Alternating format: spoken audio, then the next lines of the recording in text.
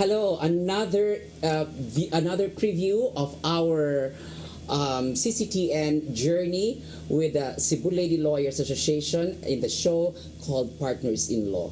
I am Regal Oliva and I'll be your host for this day's show, and with me is... I'm attorney Neva Villamor, and I'm very glad to be here in our show tonight. And of course, and our topic today is we shift out from the lawyerly topics and we become human beings and mortals ourselves, because they say that lawyers are very, very serious. But tonight and today, we will not be talking serious stuff, because we will go to the other side of lawyering, and that is the humorous side of what is a lawyer. And of course, we have today our guest, former president of the IBP Cebu City chapter, and of course, one of the most outstanding chapters in the Philippines because of her leadership, attorney Michelle Mendez Palmares. Hi, Mick! Hi, good evening, Attorney Regal and Attorney Bang. Hi. Maayong gabi. And I'm so happy to be back here in CCTN for our Partners in Law, a program of Celia. Before, I was one of the hosts, and now I'm in the hot seat. Yes, because Sizzling, no? sizzling steak. Maybe we should have background fire. O pwede na yung mga... Sizzling pork.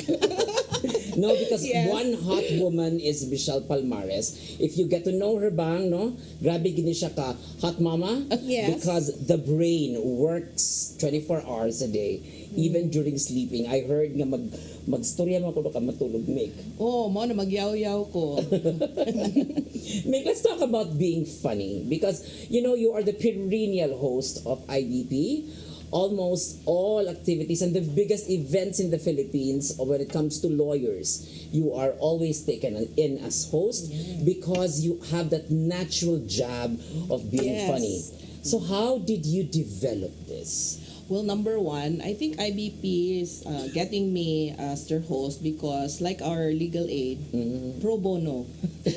So, walay bayad, no? So free, Free legal okay. aid. But as to your question, I think it's partly genetics. Oh. And partly the environment. My dad, who was a lawyer, was a very funny guy. And I think I took it from him. Kay, you know, the influence of our parents, diba? He was really the star of any party. Kay, wow. he likes to crack jokes. But ako, I'm really a very shy person. Oh. Wow. Bring us back when you were in your elementary days, Nick. I was really shy, but you know, I had a lot of things in my head, but I was not able to really speak it out. I think law school, and I think Brought it out. for you also, And, no? Dito, no? Law Our school confidence kind of develop everything. Changed me, I think. Our confidence Or developed changed in us. laws. Changed Yes. us. Changed Because us a lot. if dili ka mo tingog sa recitation, you will get zero. So you're forced to speak up, and I think I had to see the lighter side of things because, well, law school is serious, Yeah. but you don't have to be serious really, because you need to relax your brain. And I think that's why we have you and Bang here, who are also for the lawyers. You know that they are also stars in their own right, because you're brilliant, beautiful, funny, wonderful, and why do I know it takes one to know Yeah, one? wow. Okay. You know, Ano lang. So you're naturally funny, Mick, because you have the genetics naman di ay. correct, no? But Yes. I think it's not really genes. It's the way you are brought up in the family also, no? If you Yes. have a family who are really funny innately, and you Yes. talk funny in the family, I think you bring it out Yeah. to the open and to among your friends, because really Mick has this one-liner which will make us really laugh. Yeah. No? Also, Bang. Yes, I know. Bang Bang naman on the other hand does not intend to make you laugh, but For some reason. for some reason I get to laugh with Bang, not at you, but at the things that you say. No, but the thing is, Mick, no, ako lang yung po tanong ani kay murag kung sobraan na magud ta kakatawanan, no, or funny, we seem to be regarded as a clown in the group. Have you ever felt that way? Well, no, because number one, I don't think I look like a clown. I think kamot in town ko, especially after meeting you. Oh, wow. She is my Wow. idol, Bangka. You cannot... Benchmark. Yeah, she's the standard. But of course, layo pa kayo ko sa standard. But yeah, sometimes they expect you to be funny. But I always believe there's a time and place for everything. That's Dili man sa true. pwedeng you're just laughing your heart out when the occasion does not call Yes. for it. So it's really a balance. There, you said the word balance, because how do you balance being serious, Especially being a lawyer. correct, Yes. and being funny? Well, when you are, handling a case or talking to clients, of course, serious good ta, no? But sometimes we have to lighten the mood. We're talking about their problems and they expect a solution. But sometimes it's not, giving them a legal solution, but having a listening heart, listening ear, and, finding the silver lining in the black Yes. cloud of their legal problem. So I think, mo na ang beauty of us being lawyers. Wow, Because yes. we are humans too, so we Ah, feel I what like they're that. feeling. I Right? like that because it reminds our audience tonight that who are talking here are human beings too, and we commit mistakes, and we also laugh, and we also cry. But most of the time, we like laughing. Yes. Yes. And most people would really be nervous when they talk to lawyers. So That's when we true. lighten up the mood, it's different. So they get to open up things that maybe that they're trying to suppress because they're afraid. I like that, Bang. Right. Ikaw, you're a litigator, Bang, no? Because Mick and I do not really go to court or do not litigate. But I'm sure you're a litigator. How do you? I'm going to interview at the same time, ha? Being the co-host. But how do you do that, Bang? Well, you're talking very serious things to your client, and then you tend to go and hit a word or two to make them so comfortable to you. Well, I think it's just when I feel that my client is, like what I said earlier, suppressing something that they want to share to me.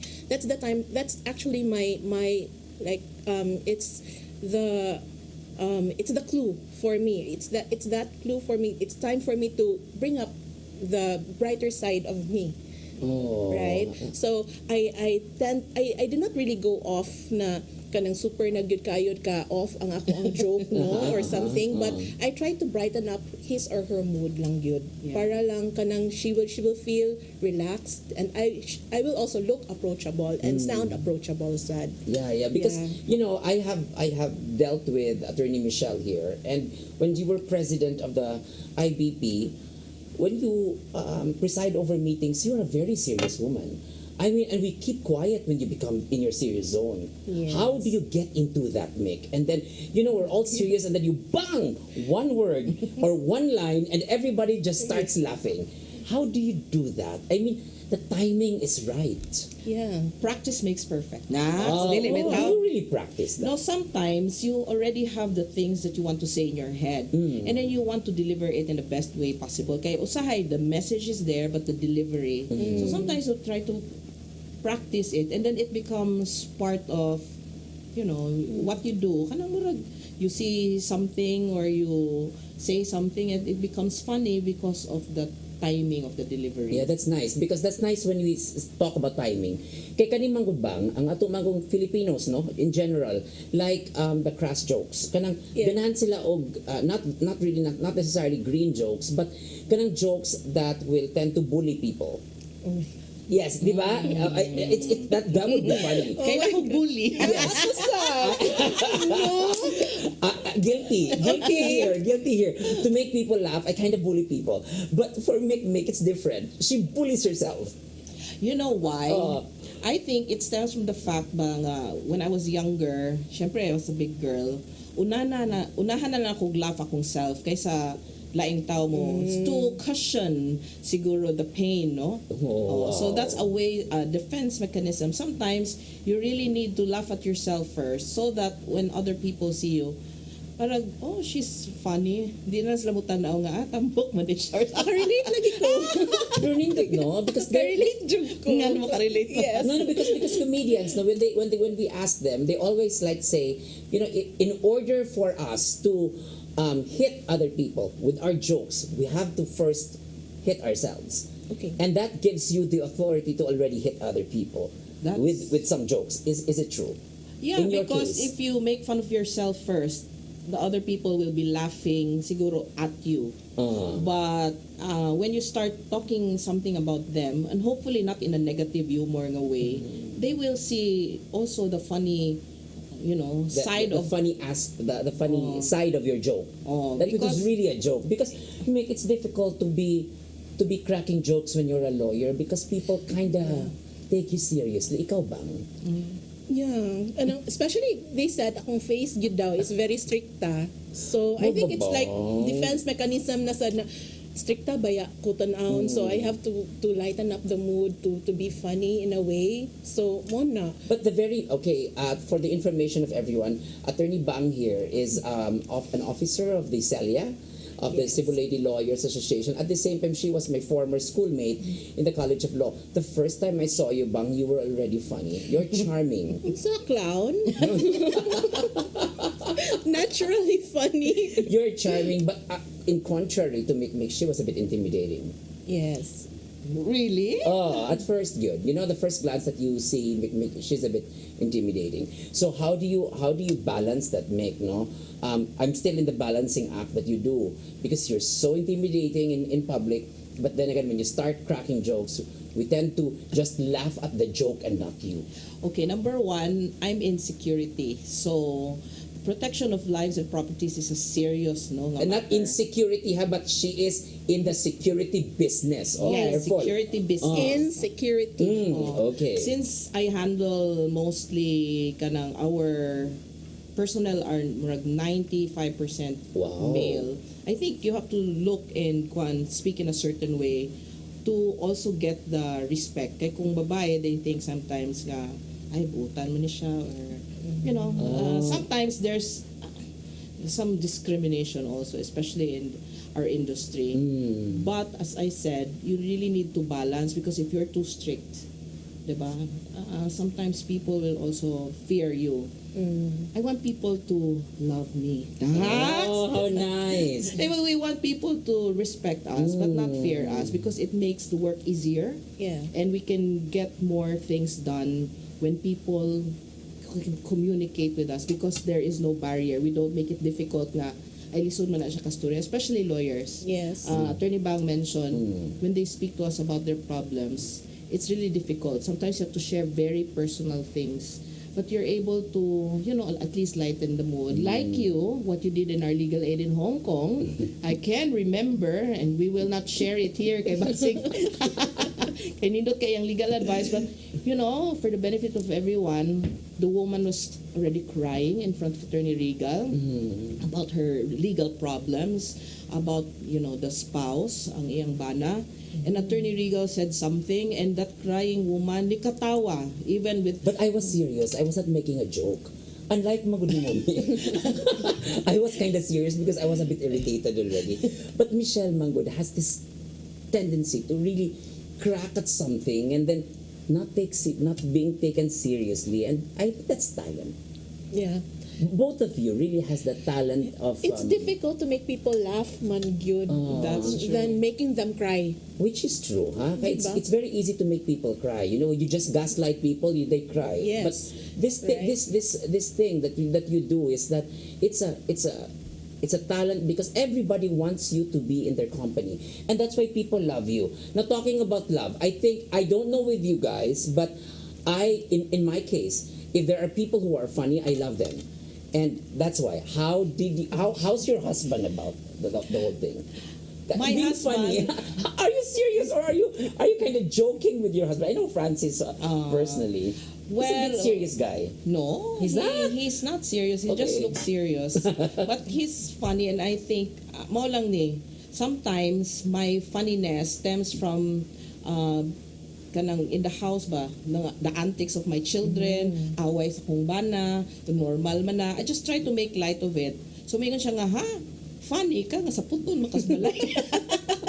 O wa siya kibaw sa puton ko kay Elizabeth nang mag-diet tama, kana mag-intermittent fasting. I agree. Oh, I don't do intermittent, that's why. I, Maybe it brings out the dragon in me.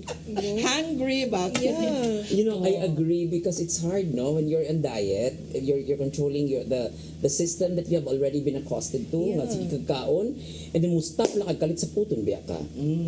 But wala gina. I admire you, and especially Michelle here, na you lead organizations, Mick, and the biggest security agency in the Philippines, and then also the biggest chapter outside Metro Manila. She heads these organizations, and she has been with the IBP, and she can handle the biggest groups in IBP, like 4,000 to 5,000 lawyers looking at her and just die laughing. So it's an amazing journey for Michelle to do, no? And then so Mick, tell me about this. How do you balance your life as a mother, as a lawyer, as a security agency queen, no? And then still being funny and serious at the same time? Well, it really takes a lot of prayer and faith in God. Maura gyud na ako masulti. And if you have that gratitude in your heart, you're able to see the beauty of life, appreciate what you have, and then laugh, because they say laughter is the best medicine. Yeah. Michelle here is one of the administrators of Musta Attorney, one of the biggest pages in Facebook when it comes to lawyers and lawyer students. And I would like to talk about it. How was this organization made? And then how is it reached, or how has it reached to a number or millions of people already? So when we come back, the answers will be shared to you.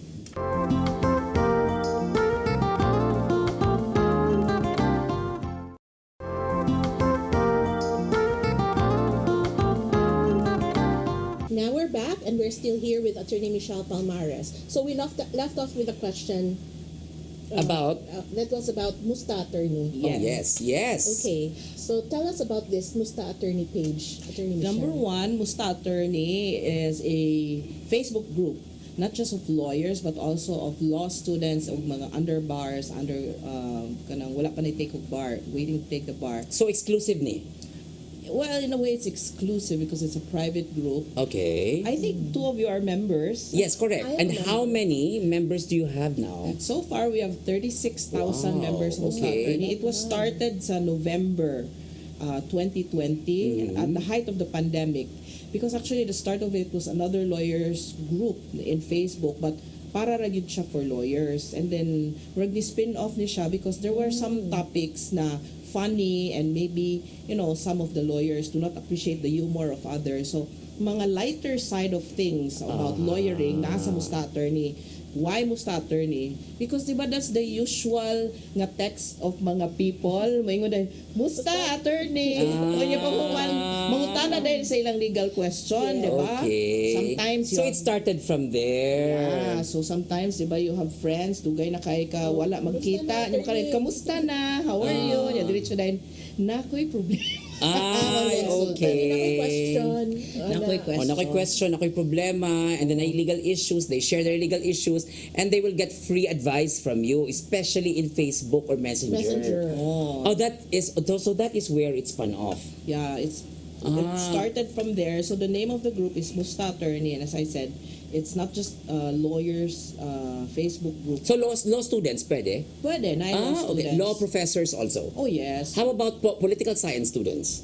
No, we have a screening, no? So we even have judges. Hey, wow. Oh, All right. So those in the legal profession. Okay. So if you are not a law school graduate, but you work in the courts, can you be included? Yes. We also expanded it because you are part of the Legal circle, Legal no? circle, diba? Ay, So okay. na ay mga court stenographer, those really working in the courts, because they understand what we are going through. I think they understand the system also, the pasikot-sikot, because they are there working hand in hand with the lawyers in our quest to improve the administration of justice. Oh, okay. So for our televiewers here who are not in the legal circle, you are not allowed entry in the Musta Attorney, ha? But we just like to talk about this because of this page, no? daghan kaayo og kausaban ang atong legal circle because of this page. Ngano man, unsay nahitabo aning inside the legal Yes. legal page of Musta Attorney? So as I said, di ba, ni-start siya pag 2020. Why? In the kind of middle of the pandemic, there was Everybody no was in way- the internet. No, there was no way for us to really Communicate. enjoy and Oh. go out.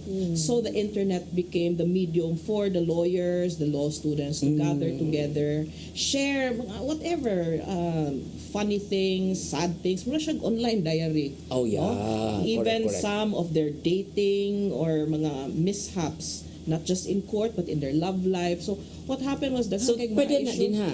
Yes. Mick, we do can you post- siphon or do you strain or yeah. filter Okay. the posts of people? There are kanang things that you will post, and the admins, I'm one of the admins, there's 6 of us. Kunya ako ra ang lady nga admin, yes, from the Visayas. Then we Once will lang talk one- about the administrators later. Yeah. Ha? Let's talk about them later. Okay. So we do not regulate the post, but there are guidelines. Of course, we believe in freedom of speech. But there are, of course, limitations. Kaya dili man pwede, you just can put So who something out there. decides the limitations, Mick? Because freedom of expression, iba. It's like murag slippery slope na siya Yeah. dapita. So We don't decide. As I said, we don't regulate. So they post, and it's really the comments So of you the don't people. block. We block ka ng naay mga trolls kay usahay naay makasud. And obviously, we know because number one, they don't answer all the questions in the when you join the page, there are questions like what year did you pass the bar, and then if they cannot answer, then we will tell them that you are not allowed to join because you answer this, and then we will let you back in. Okay. Sulon ka na mo. Alright. Pang uban wala man, they're not studying, so pag samok-samok ra gyud. okay. Winning magsamok-samok sila. Like for example, I post something in Musta Attorney page, and then magsamok-samok sila. They tend to what? Bully or discredit my posts. Well, it's actually the commenters because you have the opportunity to question, to even na mga online rumble. So mag-away sila on a topic, and then they report the post. And sometimes it's not the admins who will even remove. It's Facebook. Because you violate community standards. For Okay. example, there's hate speech, there's obscenity, mga ingana. So Facebook even, just deletes posts. And sometimes they will ask us, why do you delete our post? We did not do it. It's Facebook. Okay. Bang, maka-remember ko bang, during sa katong in the peak of the pandemic, di ba takagawa, so people were just all in the internet, in their phones. But there was a competition. Yes. Yes, I did remember that.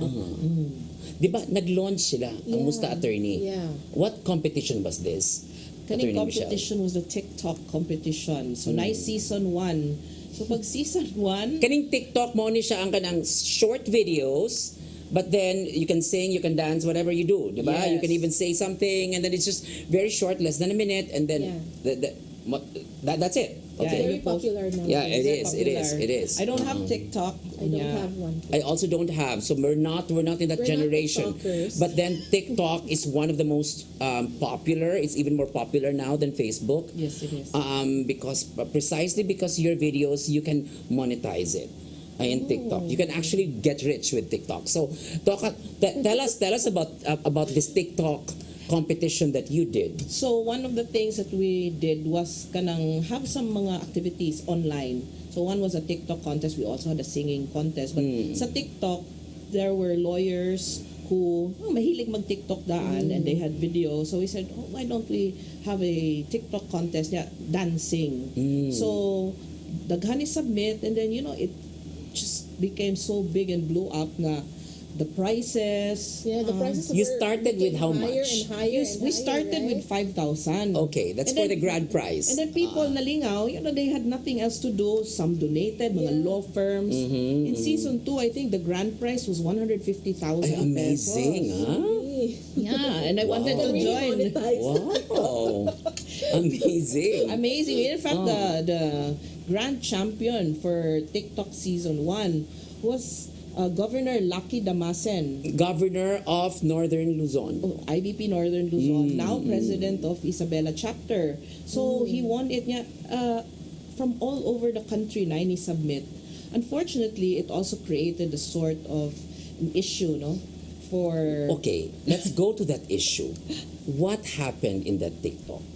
Okay, so in that TikTok, na may mga siguro na finalist na sila. So ni up ang the preparations, the kanang unsingan ani the presentations Yes. nila.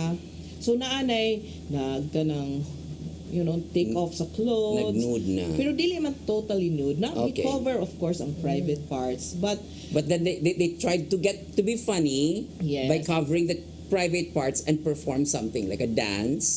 the dance was kanang, well, you could say na medyo Sexy. sexy, and they would think na inappropriate, no, for lawyers, because Yes. lawyers are supposed to be held at a certain standard. Yes, we have our Yes, standards. yes. The Our propriety of lawyers should be upheld at all times. Yes. True. So Yes.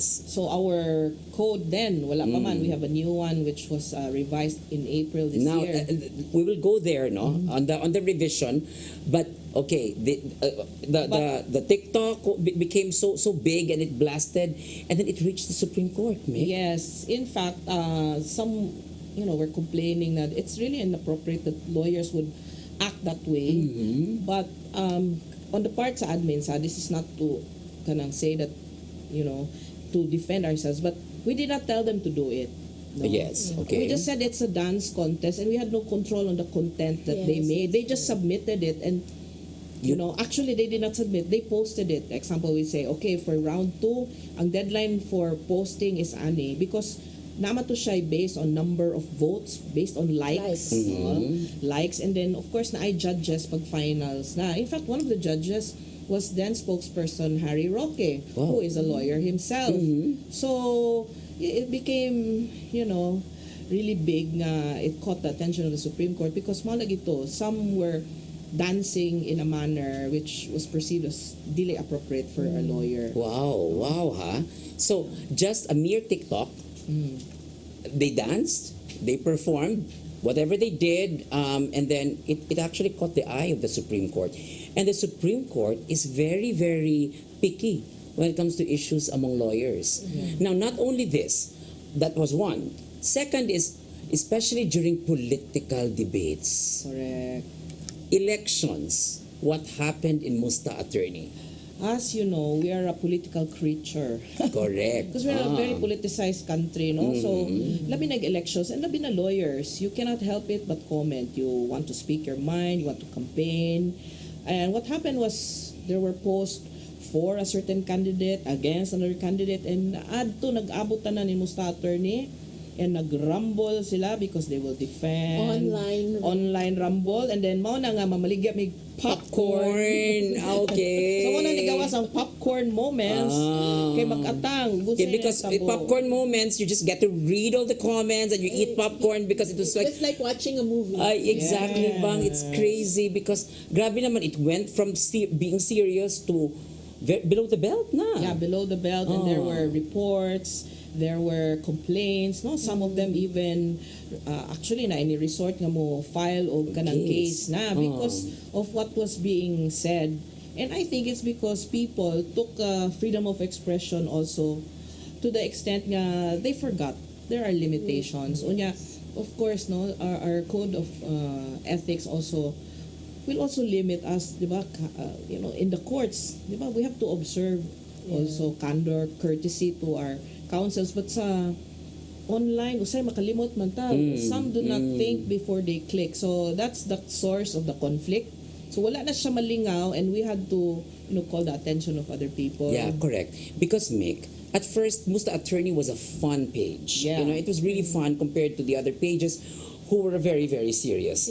And then this election happened, and Musta Attorney became a very toxic venue for lawyers. It was so toxic that many decided to leave. Exactly. Many decided to not have any notification. How did you do that, Mick? And how did you, as administrators of the page, how did you cope up with it? No, we just let it flow. Okay. All things are passing. So the elections ended. Nawa raman sad. But naagihapoy magsigig post nga napildi sing ani and nahimo na noon siyang katawanan. So sometimes, it's the people who already judge you for what you post, and if you want to embarrass yourself, go ahead. And they're talking about embarrass yourself. Just recently, there was also a post, Bang. I don't know if you read about this, Bang, but it was Where? crazy.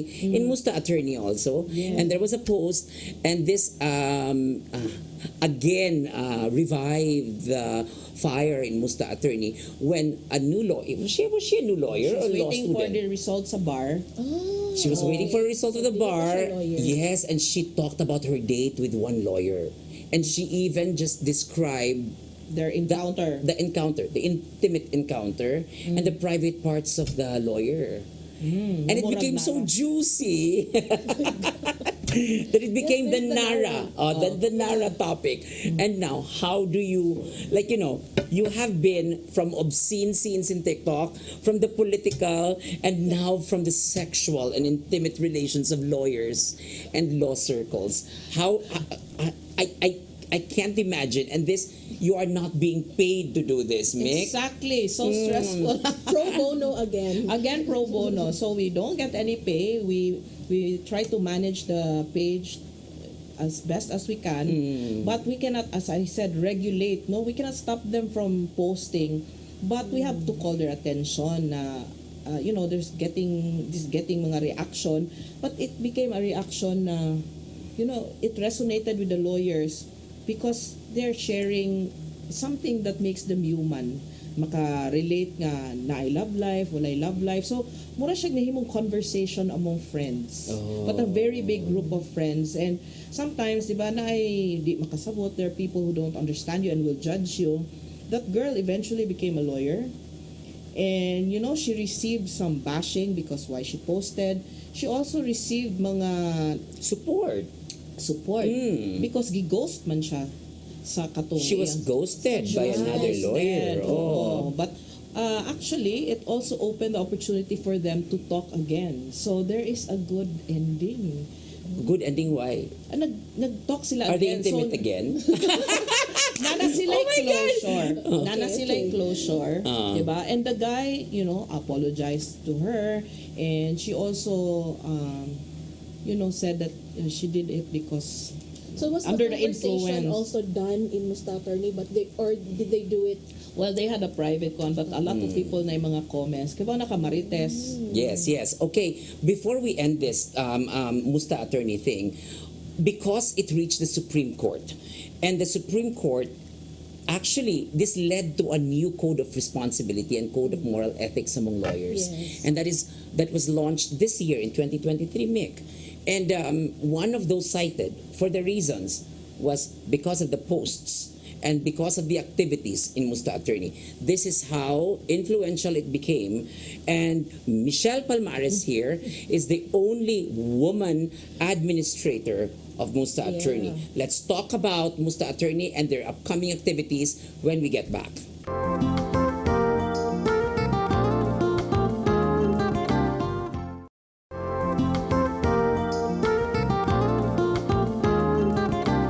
Yes, we're back here and still with the ever beautiful and funny Attorney Michelle. So earlier we were talking about the new code of professional responsibility and accountability Attorney Mick, and it related to Musta Attorney. So how does this new code play in this Musta Attorney page?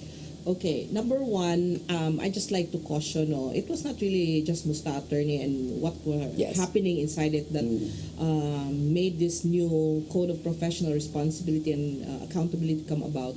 Dugay na ni siya gyud due for revision. Correct. Because number one, the Supreme Court also took into consideration that because of technology, there are many challenges already in the legal profession. You have to adjust because, well, number one, social media really changed the way things are being done. No? Yeah, I agree. So even in the courts, diba, we already have video conference hearings and all these technologically driven na mga advancements because of what happened sa COVID, which really pushed it earlier than Yeah, they say that the COVID was the biggest disruptor no, Yeah. of our community. And it did. Yes. Yeah, Including diet. yeah. that too. Yes. So the code has really, for me, made people think twice, no, of what they post, because the Supreme Court has been very particular also in disciplining lawyers. If you notice, it's not just in sa Facebook, but even in the language used by lawyers in submitting their pleadings sa court. Recently, diba, there was a lady lawyer who was disciplined because of the intemperate language, meaning dili nindot ang iyang gisuwat sa iyang pleading. Yeah, okay. And that was the reason she was suspended. And there were also lawyers who were disbarred, bang, Yes. because ilang gilibak ang huwis. And they attacked the sexuality of the judge in a private private messenger siya. So it was a group chat and they were talking about the judge, and then somebody screenshot it and the lawyers were all disbarred. So these things happen, and then that's why we have a new code of professional responsibility and accountability among lawyers. This is only for lawyers, and you better, especially if you are viewing this one and you are not a lawyer, you might want to read about this, because so that if you are having a lawyer with you, you can also remind them of their code.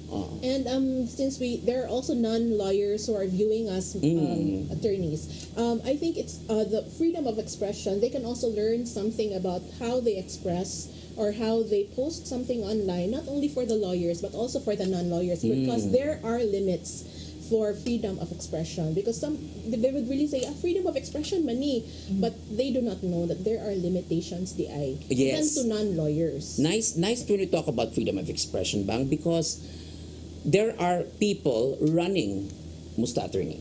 Yes. And who are these people who run the Musta Attorney page, Mick? Okay, speaking of the admins, I mentioned there's 6 of us. So ako ra ang lady admin, and I'm quite happy with that because ako ra ang pinakagwapa. O pinaka-sexy? May kompetensya. But the founder really, we call him Master of MA, is Attorney Edward Chico. And Attorney Chico comes with experience of being not just a litigator, but he's also a law professor and MCLE lecturer. And he is also a stand-up comedian. Yes, he is extremely funny, bang. Yeah. Awesome. Yeah. And then we have Assistant Special Prosecutor of the Ombudsman, Ryan Ray Kilala. No. Ombudsman. Yes. Yes. So these people are not just basta-basta di ay, ha? When it comes to the people who are manning Yes. the Musta Attorney page. And the third? The third is the spokesperson of the Office of the Vice President. Oh, wow. Attorney Reynold Bunsayak, so he's the spokesperson of VP Sara. He's one of the admins. The fourth is Attorney John Rafael Salud. He's a professor of the De La Salle University and heads their commercial law department. Wow, amazing. The last is Gerardo Sawit Giso. He is ang pinakagwapong admin nila. Yes, he is the crush ng bayan. Attorney, and also married to a lady lawyer. So, three other admins. 3 admins are married to lady lawyers. Amazing, no? Yes. Who are And also you are the members of sixth. MA. And I you are am the the sixth who is the queen of security agencies in the Philippines. And I have to say, the 6 of them are extremely funny. And because they're so funny, they created a show, bang. Yes. Oh, so na sila yung Ni-level show. up na. Ni-level up na sila. They just don't administer, or they just don't try to not regulate. No, they're trying to supervise the whole Musta Attorney page, but they have now a show. And this is a stand-up one-night comedy show which I watched in Green Hills months ago, and now they're coming to Cebu. Oh, that's Yes. nice. Yeah, they're coming to Cebu. This is on It's on August 4. It's a Friday. Musta Attorney is actually very part of this show because Attorney Edward Chico has this show called Legally Funny. So nag-2 shows na siya in Manila. The third one was MA Presents, which you watched Yes, in yes. Teatrino in Green Hills. And na-appeal ko, Attorney Bang, because they made me a host in the show. So ni-attempt sa kong stand-up comedy. But Mick, I have to say, no? Ni-attempt ko, I hope I was successful. Kaya Yes, you were, Mick. Nakatawa man sila. Grabe. I watched it, and I have to say, Michelle Palmares is one of the most natural natural comedy. She opened the show with just a big bang.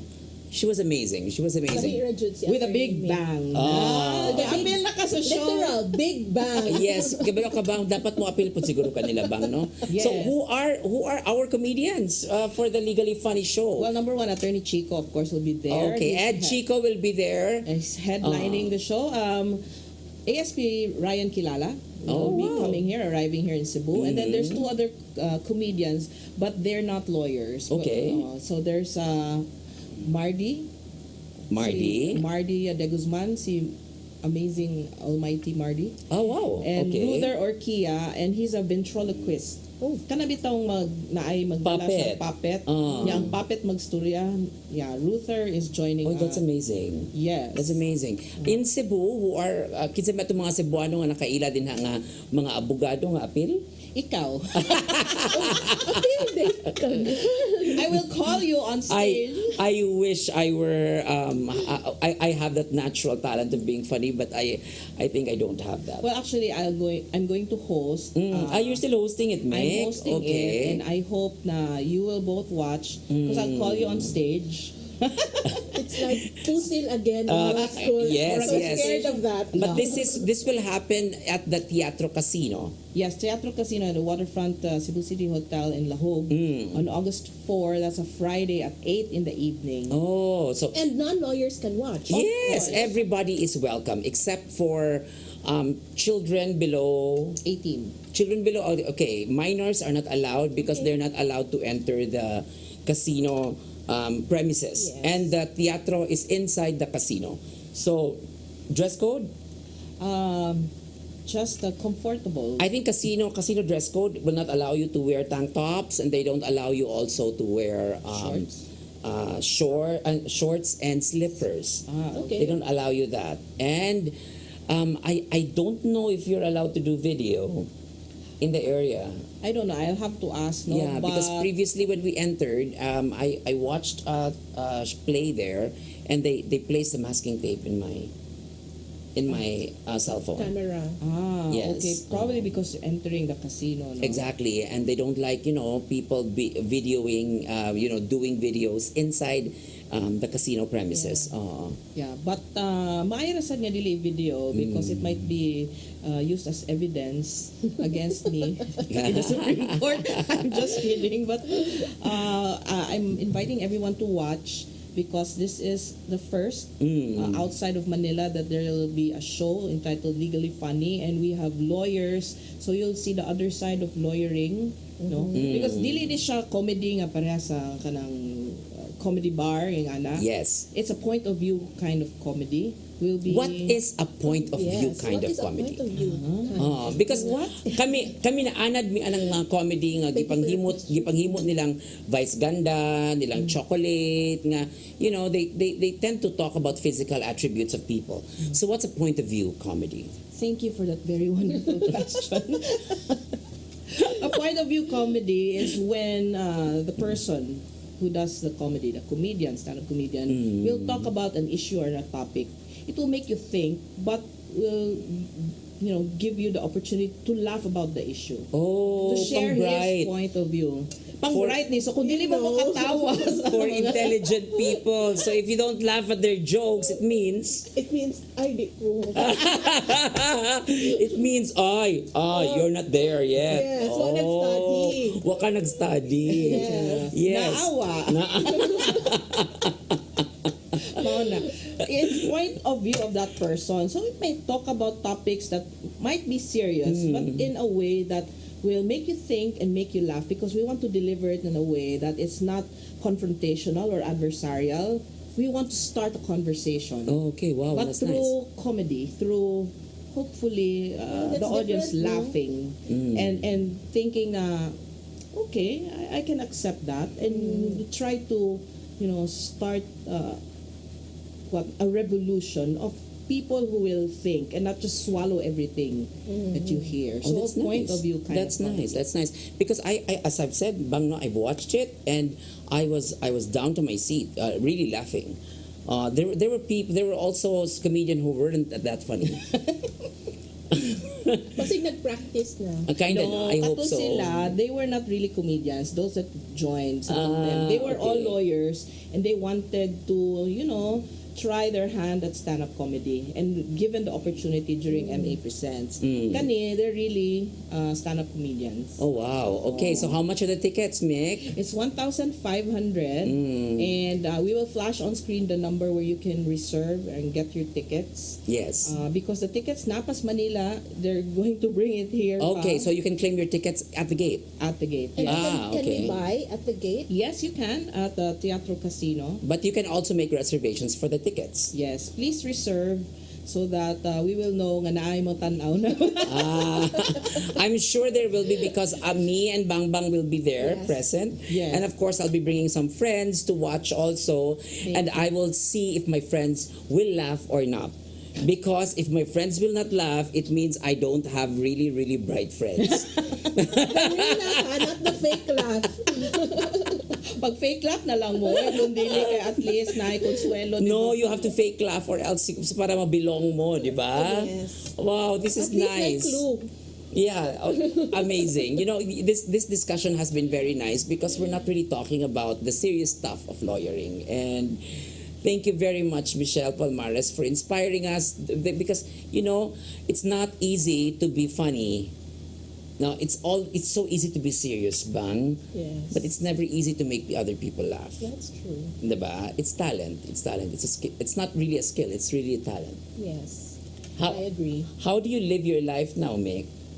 Well, I try to live it one day at a time, trying to see something beautiful and funny in every situation. Because, as you said, no, especially coming from the pandemic, there are a lot of things that will bring us down. Makasakit, ang stress. That's why you have to understand that lawyers who get all the stress from listening to problems also need time to enjoy life. And one way is through having this opportunity to talk and laugh about things that are happening in court, out of court. Yes. Diba? You know what people do not understand, Mick and Bang, is that's why lawyers are a bit expensive when it comes to their fees. It's really because you pay for the lawyer not to sleep with you. Exactly, because they don't sleep because of your problems. Yes. And that's why you have to pay them. It's like every minute of our day, we're thinking about how do we help our clients? Exactly. How can we help? And actually, a lot of lawyers now are suffering from mental health issues because of lack of sleep.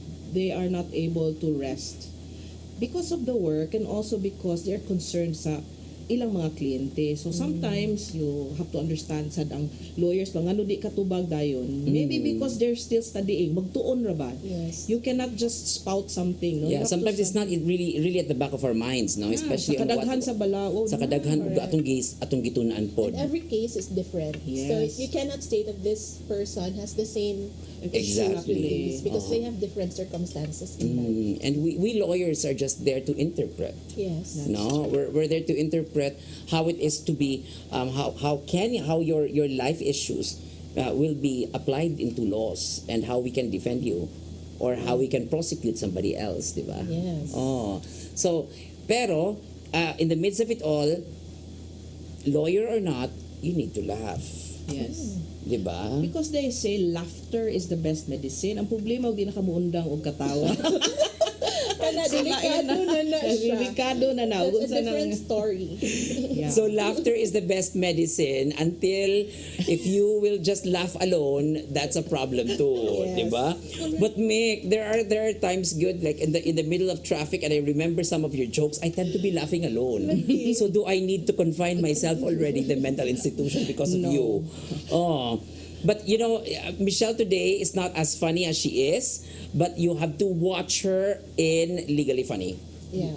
Because in Legally Funny, you will really see the talent of Michelle Palmares. Because even if you're not a lawyer, you will understand everything. Point of view. Kung bright ka, you will understand. Yes. Diba? All you need is being bright. All you need is brightness and Yes. love. Oh. Kung dili ka bright eyes na lang. Yeah, No. Mick, we will give you the last words. Michelle Palmares, can you say some few words for our viewers who are here laughing and giggling over our discussion today?